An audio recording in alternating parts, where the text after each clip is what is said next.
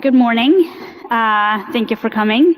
I also want to thank the organizers for inviting me back to speak again. It's always a pleasure to be here.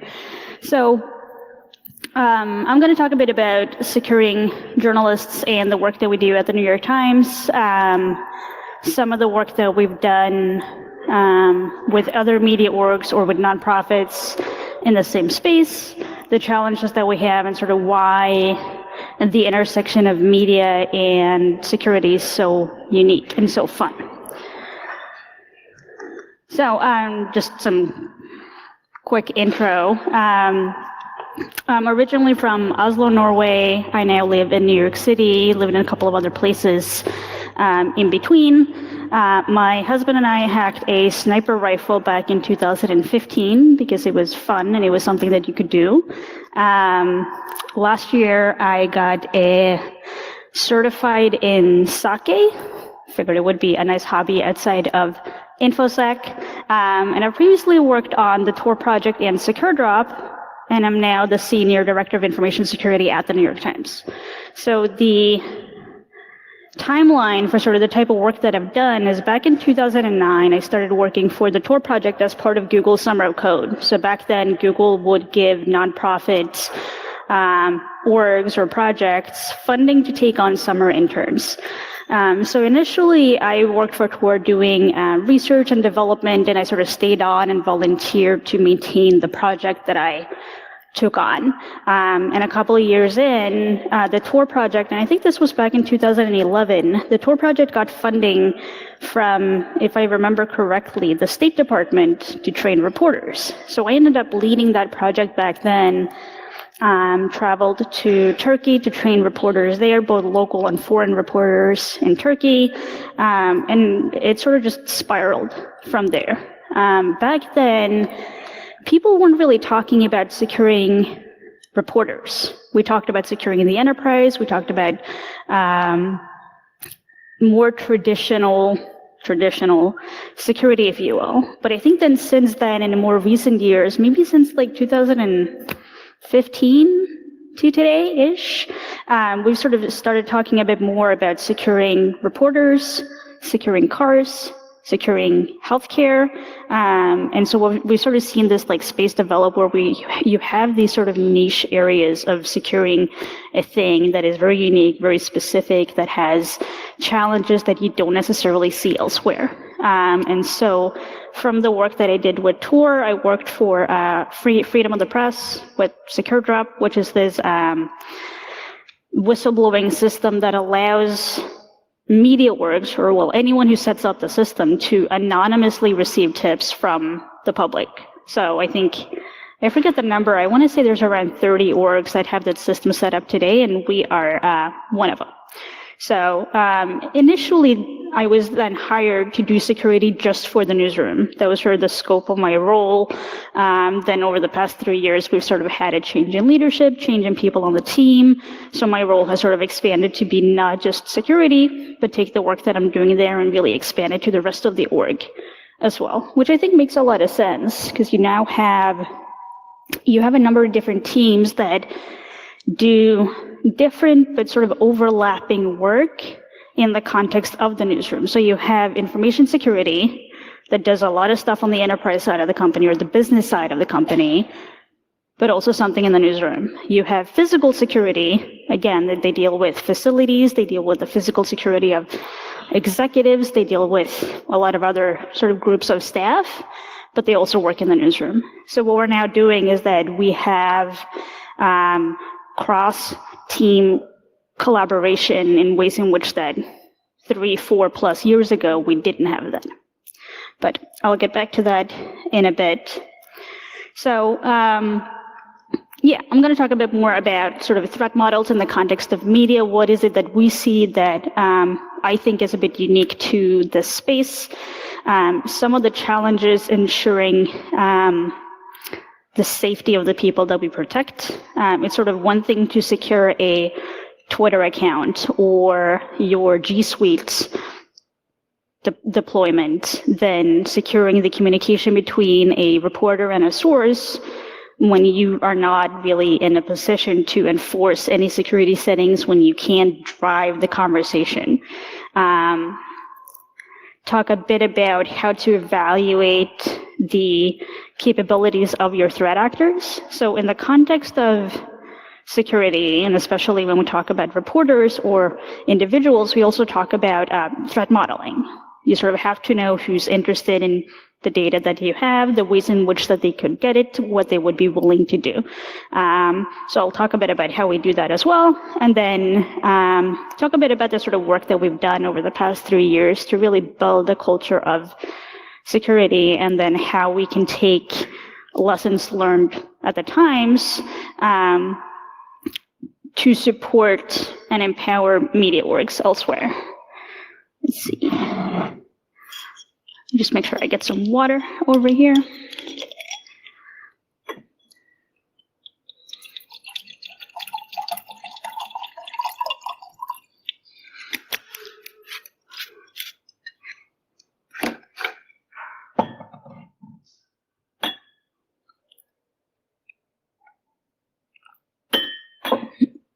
Okay. Cool. So if you haven't worked a lot with a newsroom, there's a sort of couple of different things that I always expected walking into the New York Times that I never really found. So the newsroom is a very sort of deadline-driven and product-focused, meaning at the end of the day, the goal is to get the story out on time. Towards the end of the day, around like 4 or 5 o'clock, that's when, in most cases, the reporters are expected to deliver whatever story they set out to write that day. Whether that was a story they came up with because something happened on their desk, or they were assigned a story earlier in the day by their editor, like that's sort of deadline time, basically. And the main goal, what the newsroom really cares about, is getting that story out the door. We can't have a state where we don't have any stories ready, or where tomorrow the front page of the New York Times is blank.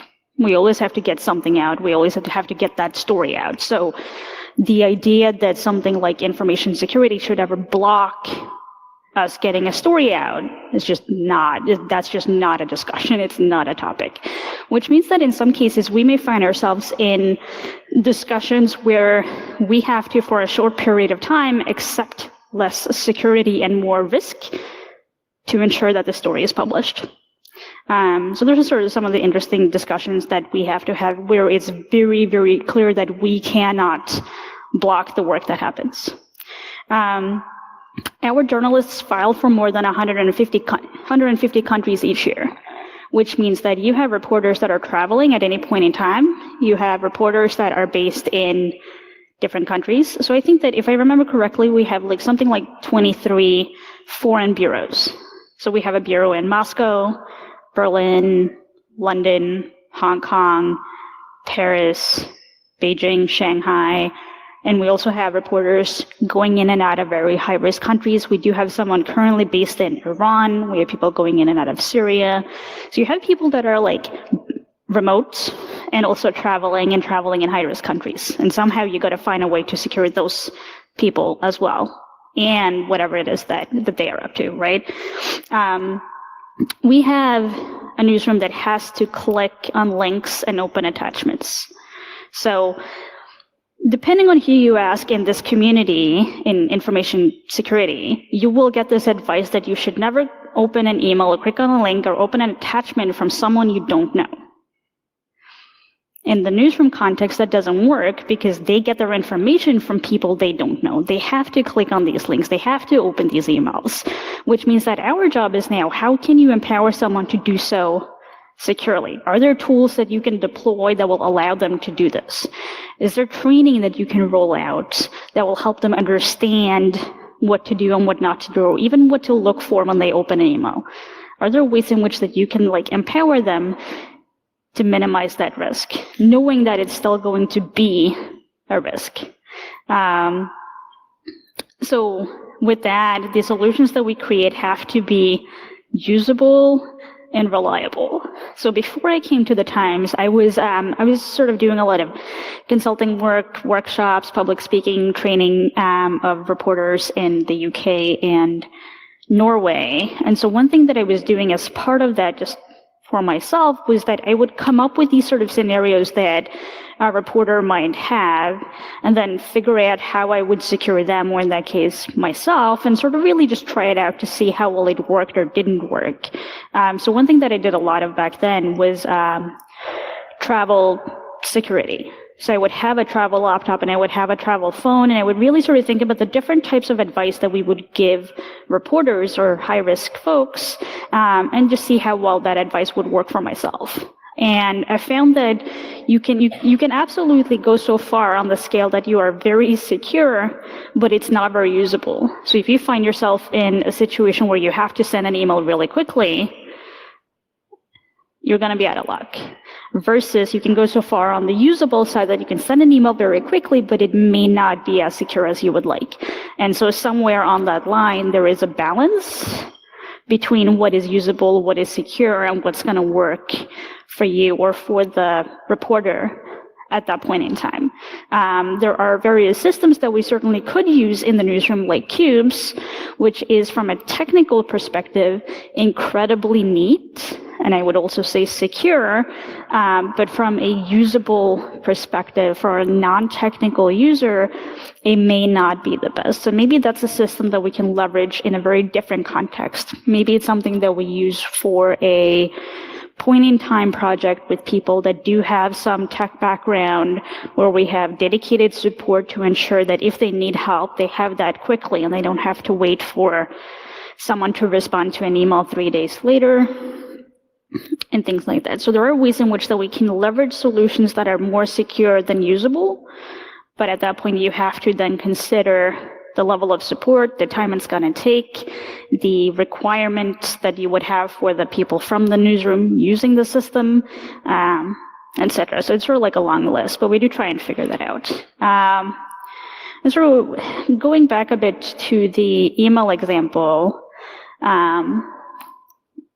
if you are trying to empower someone to securely open their email and click on these links from people that they don't know, there aren't a whole lot of technical solutions out there that ensures that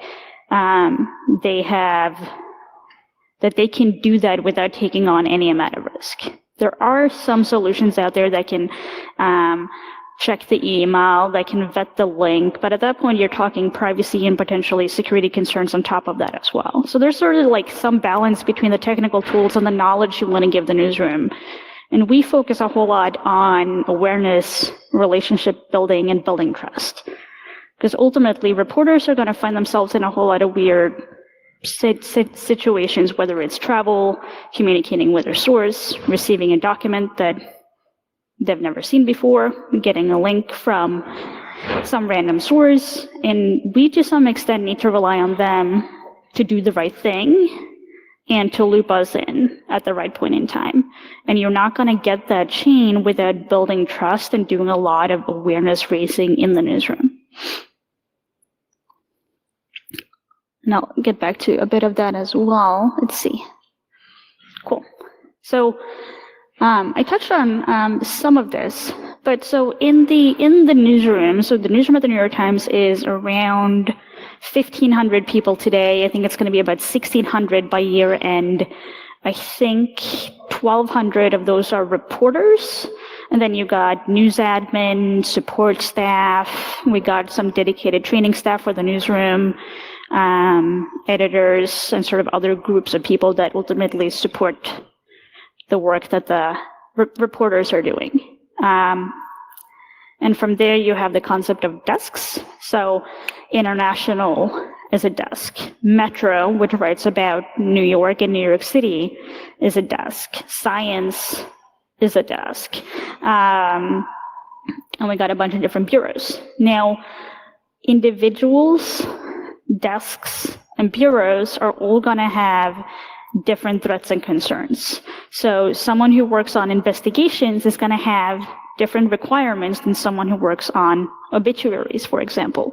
The person working on investigations may need secure communications, may need encrypted email, may need a way to speak outside of the corporate email messaging setup, may need a travel laptop, travel phone, know how to vet documents that they're getting from sources in the government, for example, versus obituaries potentially just need the sort of baseline security for securing email accounts with a password manager and two-factor authentication and get a reminder to keep their software up to date. They may not necessarily need all of these other things that investigations needs. So it would be, I don't think it would go over well if we were to just roll out this super intensive, slightly paranoid awareness scheme to the entire newsroom when only a portion of staff actually need that. Same with the bureaus. Moscow is going to have very different security concerns than, say, LA, for example. And we're talking not just digital, but also physical security. I think there are considerations that you'd make for a bureau in, say, Moscow than you would in LA. But these are sort of the many different sort of layers that we have to consider when we think about how we roll out the different features that that we want to offer. So different individuals will have different levels of tech comfort or knowledge. So you have to very quickly in a conversation figure out, do they know about passwords, two-factor? Do they know that they should keep software up to date, and sort of figure out where you can start in the conversation, which is sort of fine if you're one-on-one. If you're in a big group of people, though, that becomes a bit more challenging if you're trying to tailor your content to the majority of the audience. They all have different workflows and day-to-day schedules. I frequently have reporters canceling last minute or just no-showing to meetings with me because something else popped up. Breaking news, some different story, a source sent something that they thought would be interesting. They were so into writing their story that they lost track of time. That happens, and we just have to accommodate for that. It can be frustrating when people no-show and you made time out of your day to meet with them, yes, but that is also a part of the work.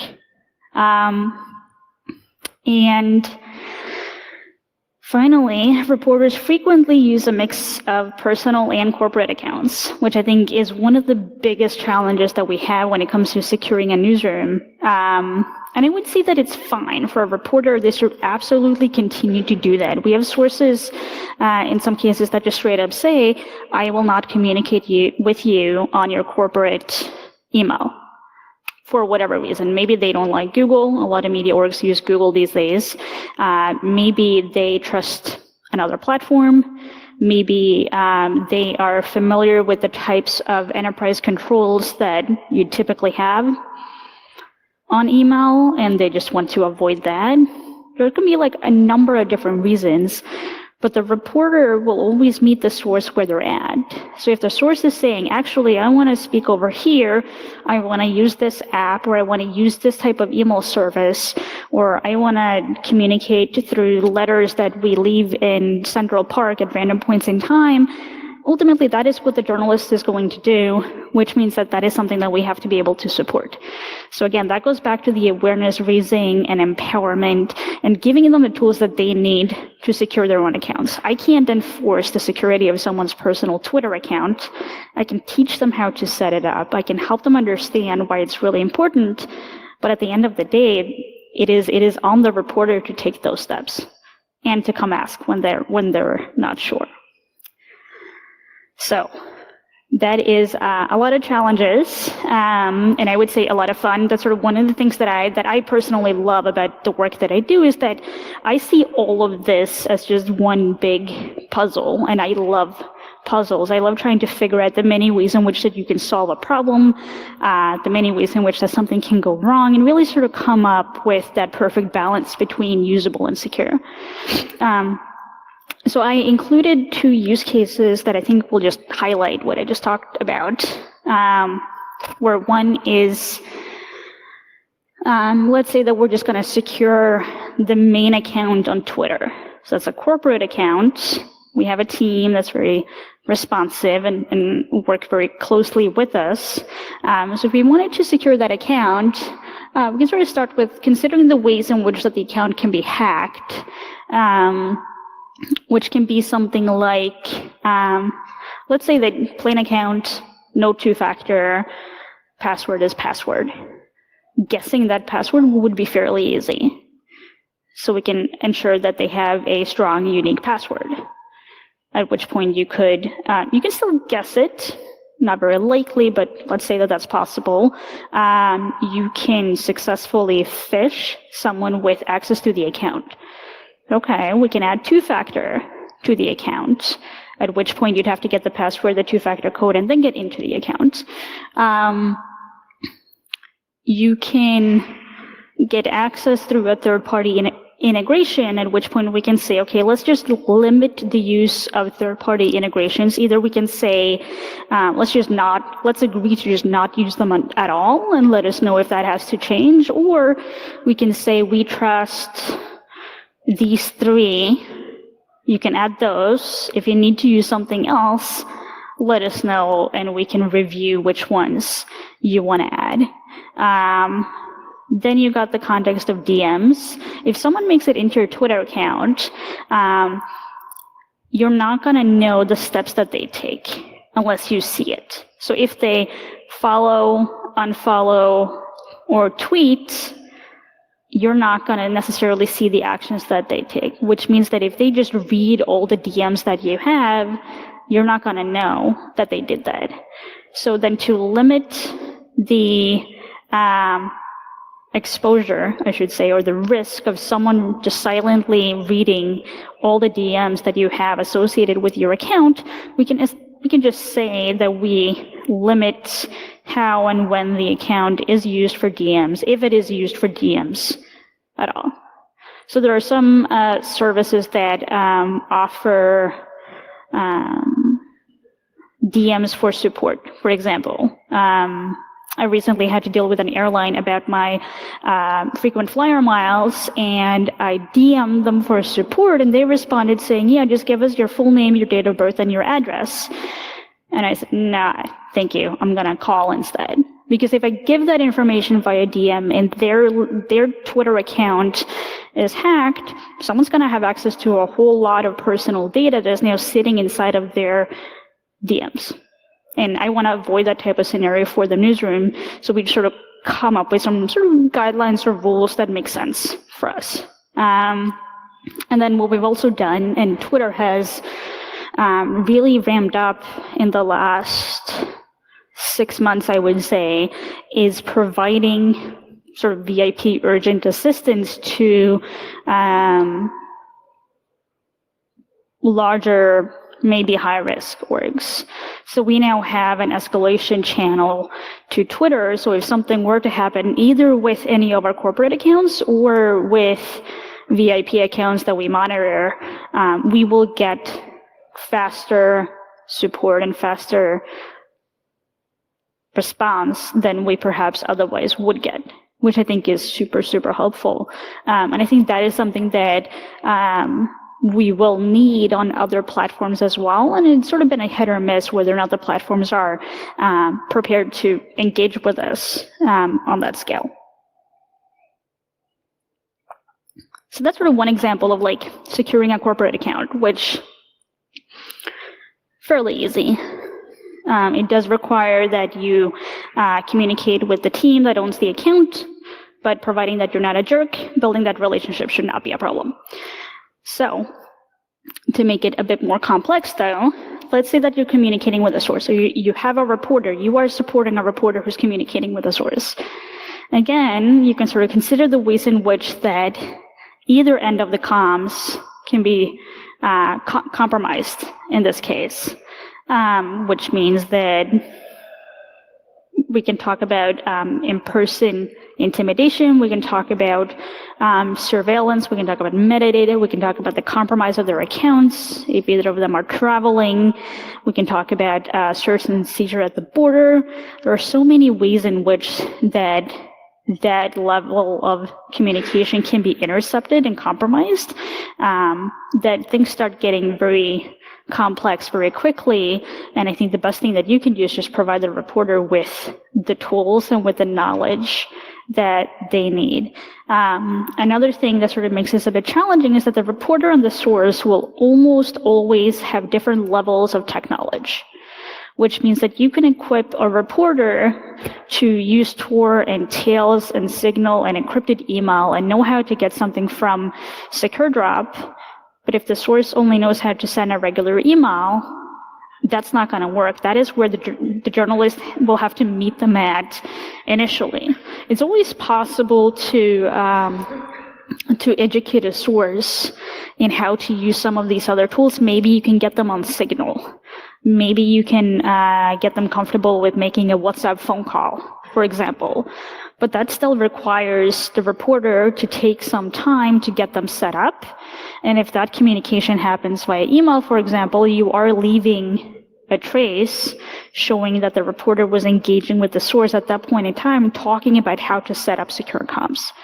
Now, I don't know how many saw this it came out yesterday. The DOJ announced that it has charged a former intelligence analyst with providing classified information to a reporter.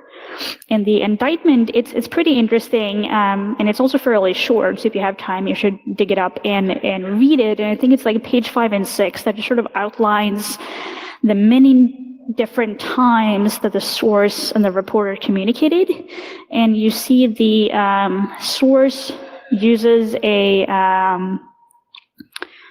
non-secret, non-classified computer to research the reporter, then attends the reporter's book event the day after, then uses a top secret computer to search for classified information about the people that the reporter specifically indicated that he was interested in. Then you have this like long thread where the source and the reporter are communicating back and forth with regular texts and an email. Then about 6 months in, the reporter contacts the source to set up encrypted comms. And so you have this like metadata trail all throughout this interaction that shows that they were communicating. And so if at the end of the day, if the source is not familiar with how to securely communicate with the reporter, you're going to have a challenge of how do you bootstrap that? How do you set them up for that without leaving this much metadata just hanging around? Which just sort of means that you have to essentially find that like baseline. Could they just meet in person, for example? And there's no sort of like one size fits all. It sort of really depends on the reporter. It depends on the story they're working on. It depends on what they're expecting to get from the source.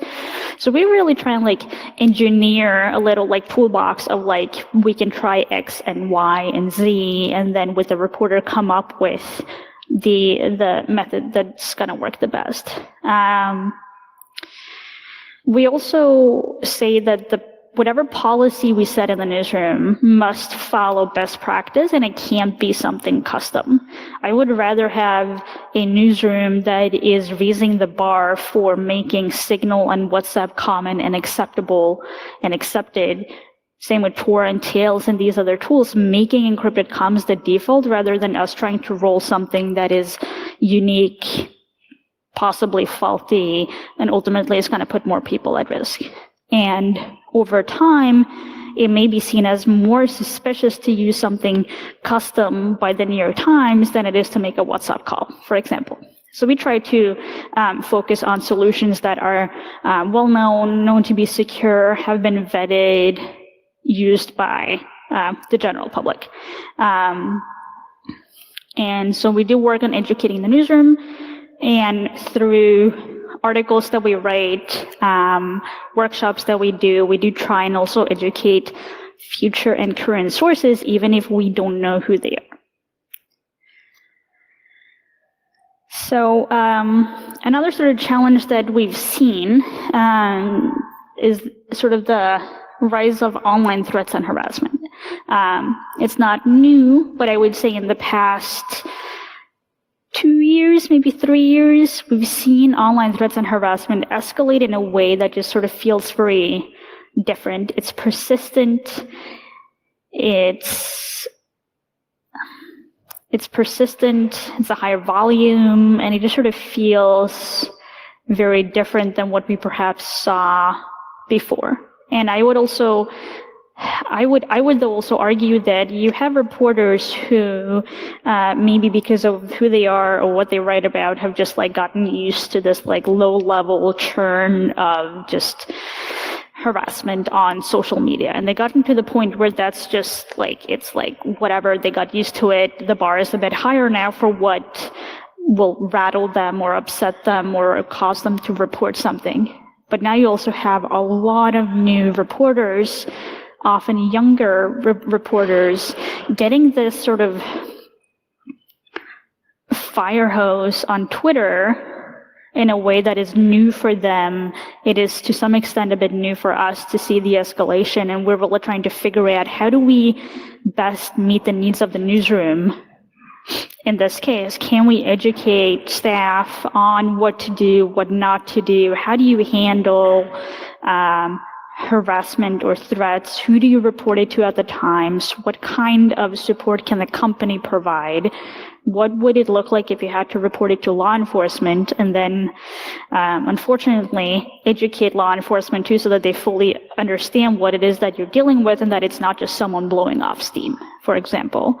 And this is sort of a challenge that we do share with a lot of other media orgs as well. It's something that we do talk about. We all try to sort of figure out how do we best support the newsroom, knowing that we're not going to be able to eliminate online threats and harassment. So how can we focus on digital, physical, emotional support for the newsroom, and in that way build a resilient newsroom?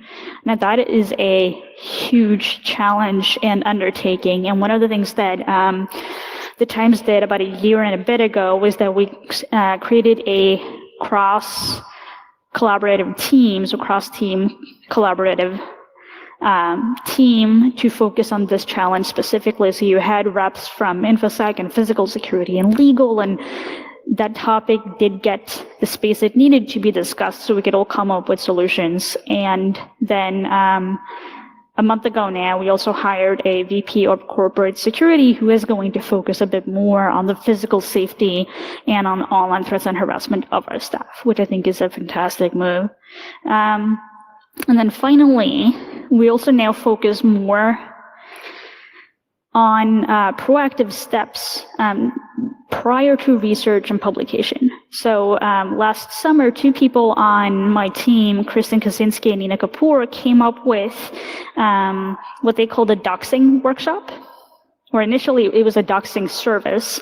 If you filled out a Google form with just like your name and like some online handles, and essentially gave us your permission to dox you, we would spend about hour and a half seeing how much we could find out about you. Then we would sit down in person and show you everything that we found, and then talk about ways in which that you can lock it down or delete it completely. And that was such a popular service that it's now turned into a workshop where we will teach reporters how to dox themselves for the purpose of ensuring that when they do publish that next story about alt-right, for example, it's not going to have a huge blowback on them in the same way it would as if their like home address and phone number and favorite pet and everything was just publicly available. And that is something that we continue with today, and that has had a huge impact in the newsroom. And now we do see editors and reporters reach out saying, I started investigating this thing, I'm planning a profile about this person. At that point, they don't even know when they're going to publish, which means that we have a lot of time to really get this right and really help them lock things down. A couple of other fun things that we've done. So when I started back in 2016, there was a security team, but we didn't have a whole lot of presence in the newsroom. So I figured, what is a good way to introduce yourself to 1,400 people back then, and at the same time bootstrap the team that you're on? So I started sending out monthly phishing tests. started phishing the newsroom on a monthly basis. And at the end of each test, I would summarize it and publish on our internal site how many people opened the email, how many people clicked the link, how many people entered their usernames and passwords, and then I would note the top 5 desks, so the Metro and International and Cooking and those groups, top 5 that failed or had the highest number of people enter their usernames and passwords. So that created some competition within the newsroom, which it seemed like that was a popular move, to the point where people knew that we were sending out the tests every month, so they knew that something was going to come. It was like, oh, it's June 2nd, there hasn't been a phishing test, something's going to come at some point in time. So they would all talk about it, and they would sort of chat with us in the hallway, try to figure out, when are we sending the test, what is it going to look like, what are you doing with the people who didn't do so well the month before. And it also really helped them shape who we engage with, how we train them, how often we train them, and just how we communicate what phishing is and how you do to avoid it. Because you can give the same message to someone multiple times, but if that doesn't land, if they don't fully understand what it is that you're trying to communicate, you're going to have to switch it up.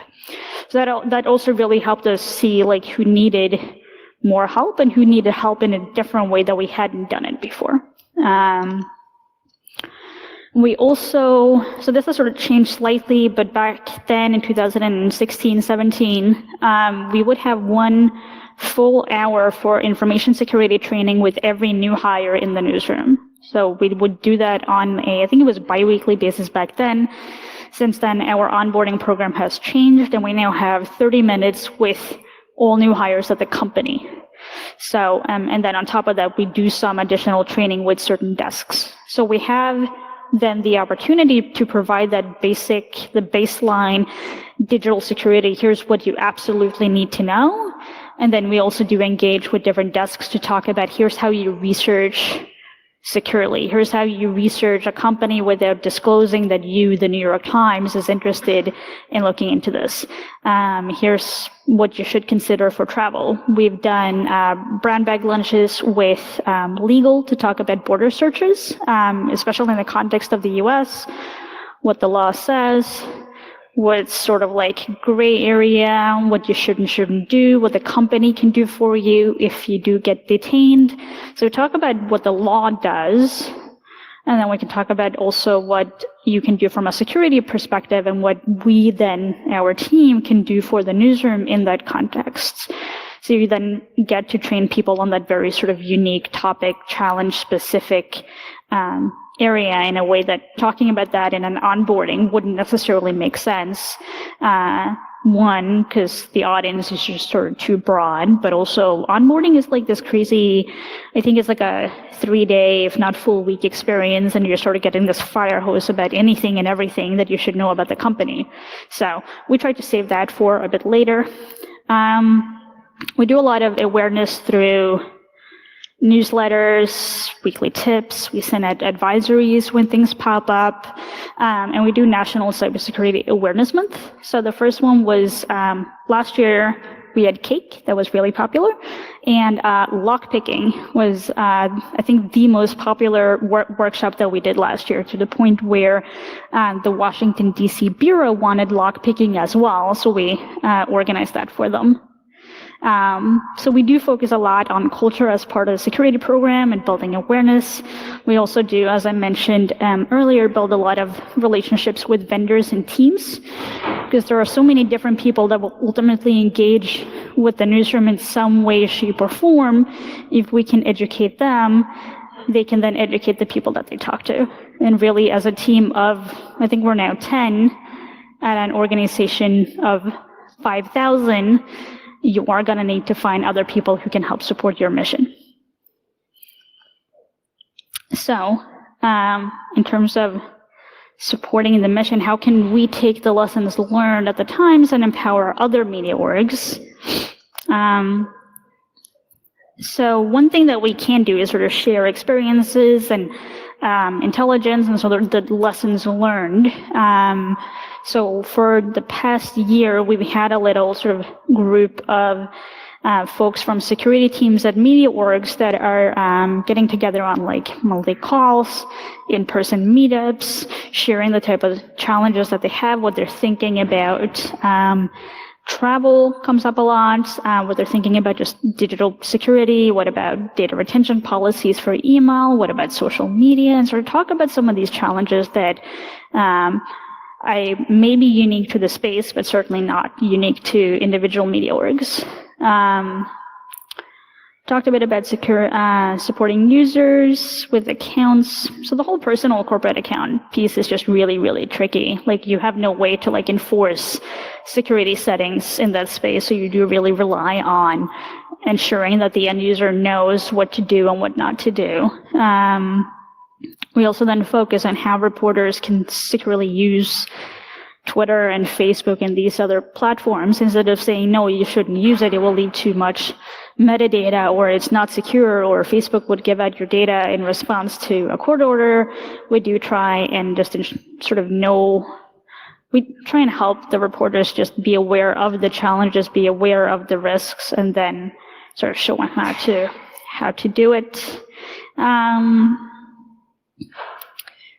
Yeah, and two final pieces, sort of not everyone's got personal or professional contacts. I will say that the network that I've built up over the years with the people that I've had the pleasure of communicating with are also sort of the same network that I reach out to now when someone needs help with their Snapchat account, for example. In some cases, we're not going to have a corporate New York Times to whatever relationship with the other org, and so there are times when we then leverage more personal contacts to get to the right contact at the company and get the assistance that we need. It works today, but it's a bit unfortunate that media orgs don't have that level of contact at these companies. So we're really trying to build that out now and ensure that that is also shared among all the other media orgs, so that if a reporter does have an issue, there is a sort of official-ish channel in place to get them the help.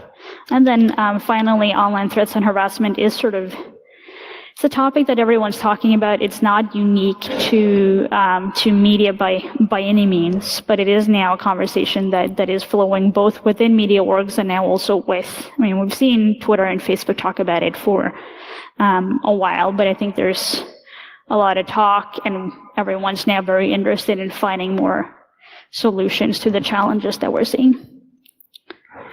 So I think that was my last slide. Yeah, with that, I do have about 15 minutes for Q&A if anyone's got questions either here or I'll hang around outside as well. Thank you. Thank you very much, Runa.